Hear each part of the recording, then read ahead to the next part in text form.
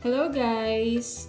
This is Beng and Jeff in Canada, and this is our new vlog for today. Pasensya na, hindi pa ako marunong mag-intro. So, since it is my day off today, so naisipan natin magpakapagod. So, hulaan nyo kung anong gagawin ko. Or hindi nyo na dapat hulaan kasi I decided to do baking today, and ito yung nakita ko sa Facebook, nag-pop up siya. So what are we baking today is cream cheese chocolate chip cookies. I-try natin yung recipe na nakita ko sa Facebook. Samahan nyo na ako, okay? Mag-isa lang ako sa bahay, si Jeff ay nasa work. So yeah, so for our cream cheese chocolate chip cookies recipe, our ingredients are, of course, we have 1 pack of cream cheese. Depende sa brand nyo. Of course, chocolate chips. So, I prefer dark chocolate. Depende rin sa brand yun. It's Hershey's. We are gonna use also all-purpose flour. It's all-purpose flour. White granulated sugar. Brown sugar, cornstarch, margarine or butter if you like, then vanilla, then pinch of salt, and then of course our baking powder and 1 piece of egg. So yeah, that's all for our ingredients. Tignan nyo na lang sa description yung exact measurement and ilalagay ko siya doon. So, let's try doing this. Let's go! Okay, so gawin muna natin yung dry ingredients sa isang bowl. So, we need 2.5 cups all-purpose flour.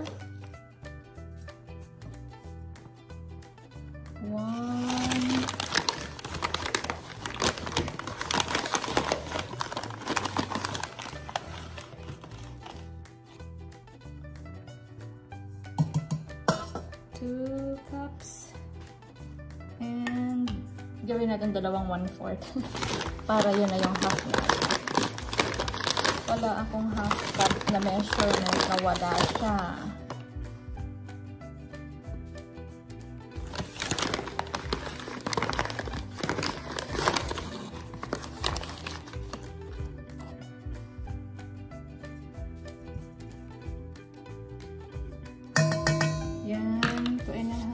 And then we are using, bago pa yung ating baking powder, we are using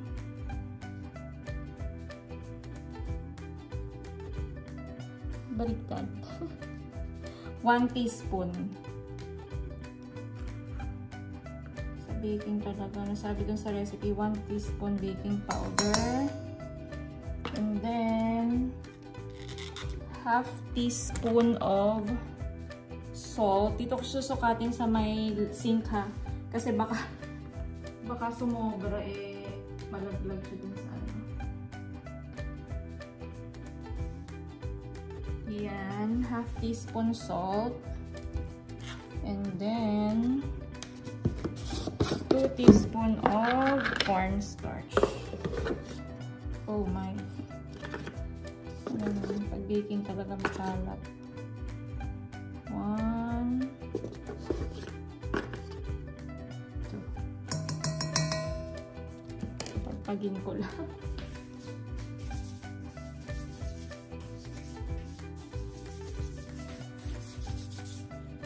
And then, so i-mix lang natin yung dry ingredients. Just like that, all-purpose flour, baking powder, salt, and cornstarch. And then, we'll set this aside. Okay, our next step is, sabi sa recipe, we're gonna just mix together this is the 1 block of cream cheese. So, by the way, I am using a stand mixer with a paddle attachment. Or pwede rin daw gumamit ng hand electric mixer kung walang stand mixer. I-share ko lang pala sa inyo, itong stand mixer ko is pinabili ko dun sa coworker ko sa pawn shop. Bago pa siya. So, dito sa Canada, if gusto niyo makamura, punta kayo sa pawn shop. They have lots of choices there. They have used or they have brand, and they have brand new as well like this. So, I think nabili ko to for just $229. Nandito pa yung price niya o nabawasan pa to yata. Natawaran pa. Eh kung bibili nyo to sa labas, how much is this? 500 to 600. And this is a KitchenAid Artisan stand mixer. So, okay, balik tayo. So, nilagay na natin yung ating cream cheese. And then, 1 cup of margarine or butter. Sabi sa recipe.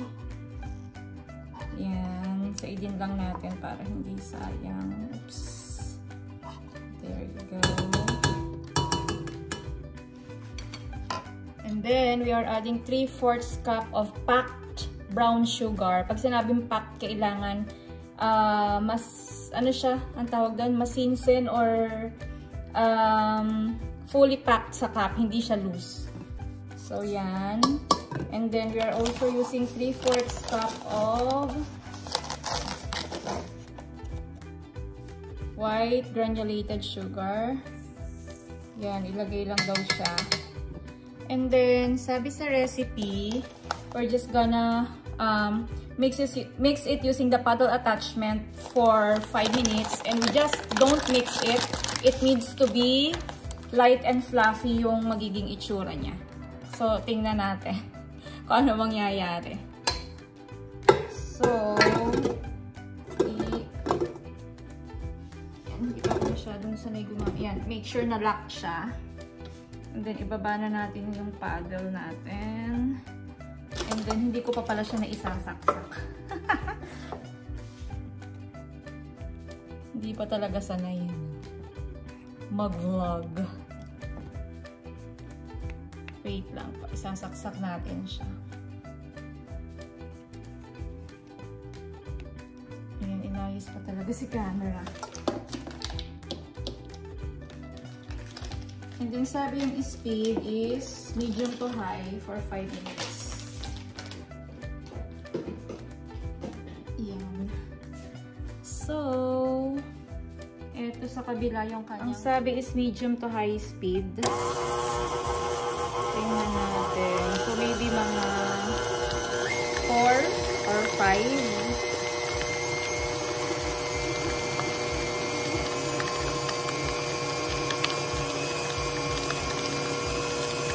Yan ang ating mixture. So, maybe increase pa natin mga 5.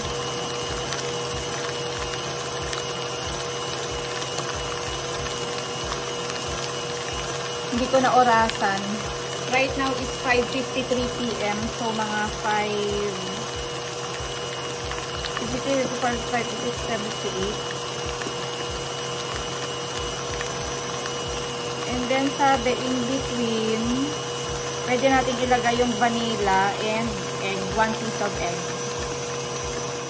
Ayan. So, hindi natin masyado nasusunod yung sabi sa recipe. Pinatay ko muna siya. And then, we're gonna add 1 teaspoon of vanilla.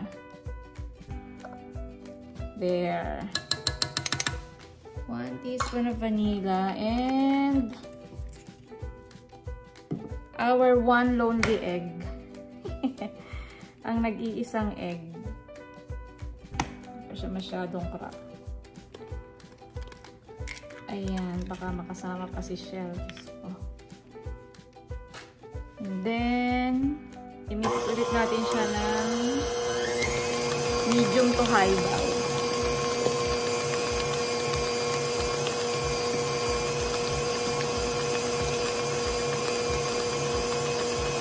Gagawin na natin hanggang 5:59 kasi parang 1 minute na yung nabawas na nung ina-stop ko.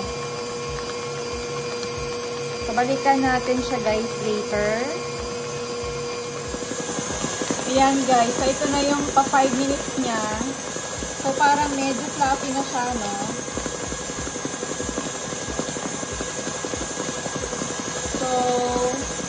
cup na natin.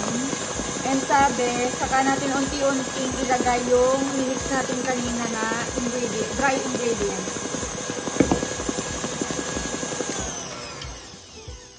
Yan. Tingnan natin yan. It looks, ano na siya? Looks light and fluffy. So, sabi, unti-unti daw ilagay ang dry ingredients. Scoopin na lang natin siguro ng yung first. Natin. Then, baba ulit natin.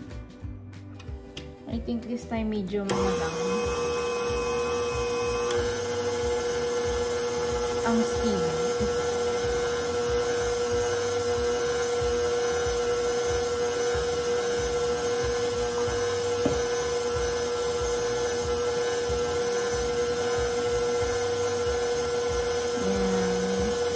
Tapos, ako ini-stop ko. Yung iba kasi nilalagay nila habang umaandar, no? Kasi natakot ako baka sumabit siya kumalat. So, mga ilang lagay kaya to. Yan. Baba ulit natin. Parang sa ano ko lang siya inaano, sa 2. Kasi nakikita nyo rin yung flour is lumalabas siya from the mixing bowl. So, siguro kailangan medyo slow lang din pag hinahalo na yung dry ingredients. Okay. So, siguro ito guys ay mga 3 lagay pa to na separate. So, balikan natin mamaya. Okay? Okay guys. So, ito na yung last of our dry ingredients. Last portion. Hindi ko alam kung kita nyo. Tap-tap na natin. Yan. And then, sabi daw, it should be mixed well. So, yung nasa side, diba, scrape yung side para well incorporated siya lahat. Well mixed. Sabi sa recipe. So, ginaganyan ko lang.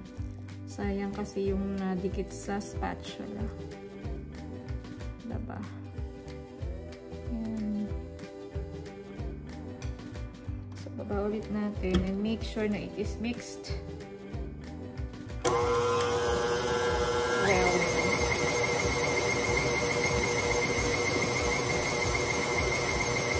Hindi kaya ata nasunod na yung speed. Tingnan natin kung anong kalalabas.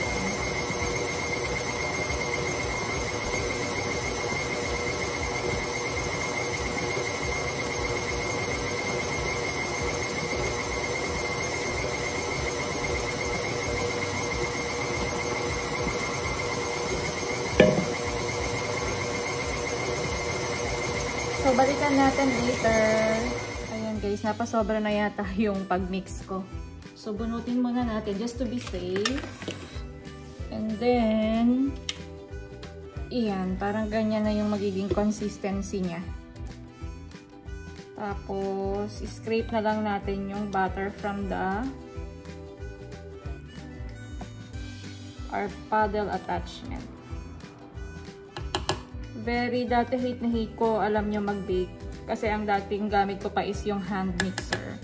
Sobrang makalat siya, nakakangalay. Ito, very maganda siyang gamitin kasi you don't have to hold it.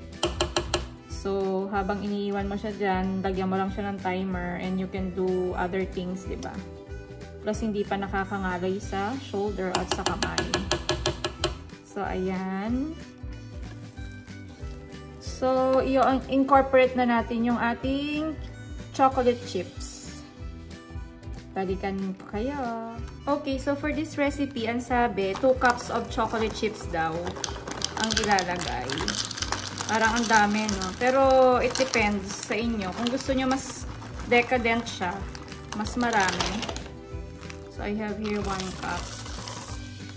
1 cup muna. And then, ang sabi, imimix mo siya by using just the folding method. Ganyan lang. Hindi siya mix. Hindi na natin siya gagamitan ng mixer. Just to incorporate the chocolate chips.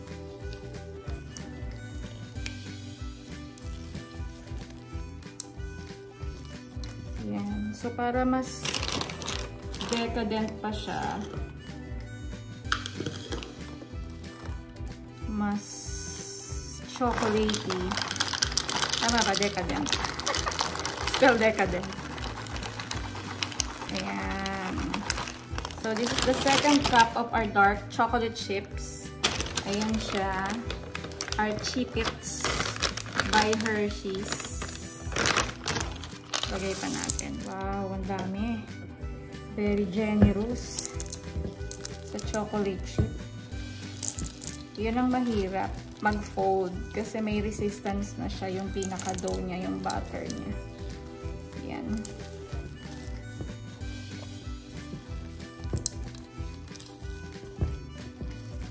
Okay. Balikan natin. Balikan ko kayo.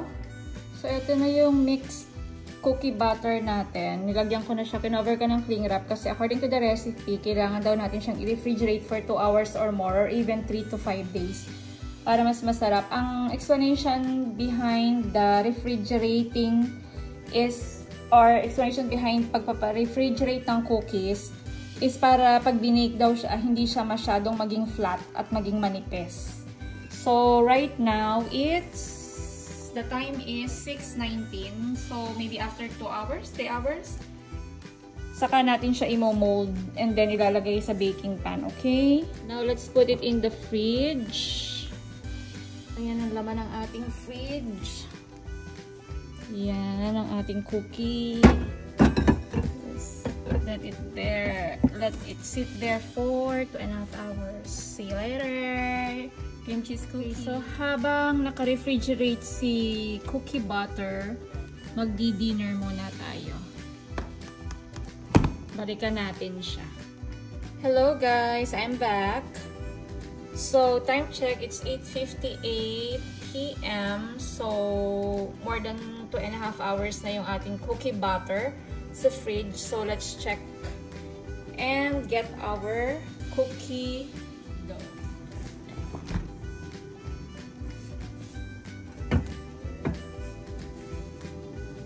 Yan siya.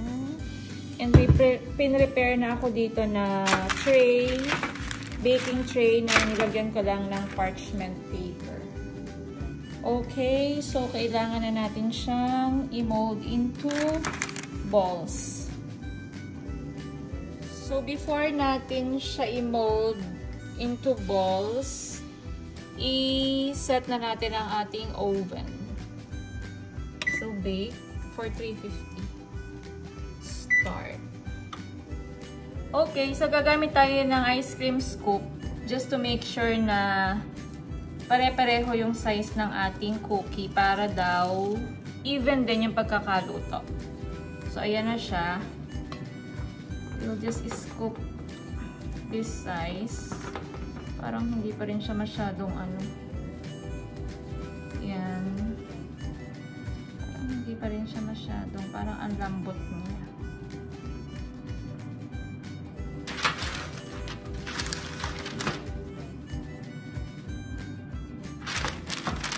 Sabi medyo magkakalayo daw dapat. Mga 1 inch apart.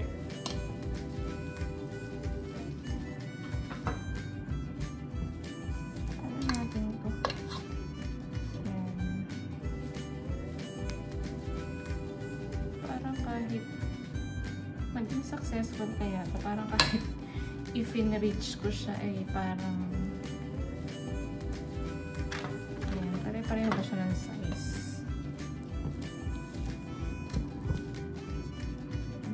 Press natin siya dun sa wall ng naghugas naman ako guys ng kamay. So my hands are clean.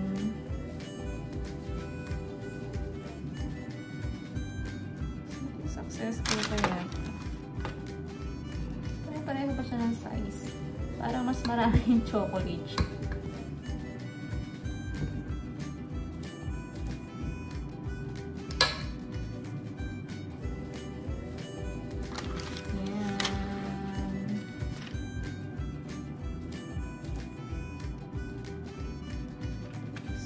So, balikan ko kayo.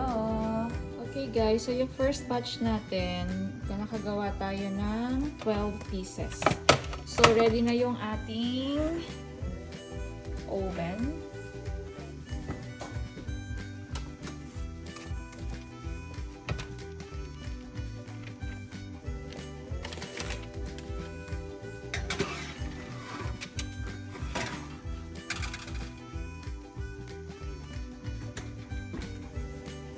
Then, timer daw is pwedeng 10 minutes. Wag lang lalampas ng 10 minutes. Okay, balikan natin siya after 10 minutes. Okay guys, so tapos na siyang i-bake. So, tingnan natin. Ayan. Actually, mukha siyang hindi pa luto. Pero, golden brown na yung ilalim niya. So, sabi pa ganun daw okay na. So, let's see. Pero, kailangan daw munang cool down siya ng 5 minutes sa baking tray before alisin sa baking tray. 9:27, so mga 9:32. Tcharam! Yummy kaya? Luto kaya? That's the question. We'll check later. So, after 5 minutes, ma-cool down natin siya sa baking tray. Transfer na natin siya sa container.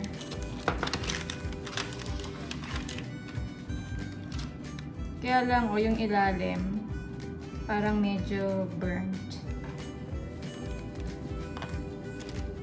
So, this is 12. First batch is 12 pieces.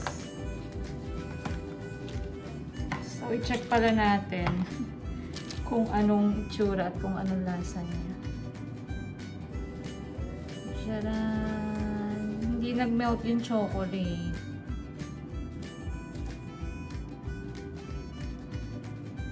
Ang bango niya.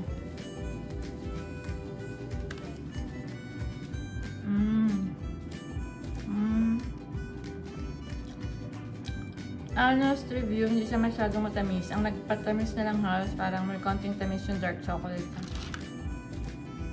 Hindi siya chewy, pero soft siya. So, that's it guys for that's our vlog for today. Cream cheese chocolate chip cookies recipe. So, this is Beng. Jeff is at work, but this is still Beng and Jeff in Canada vlog. So, don't forget to like, subscribe, and share this video. And yeah, we'll see you in our next vlog. Bye for now. Stay happy. Bye.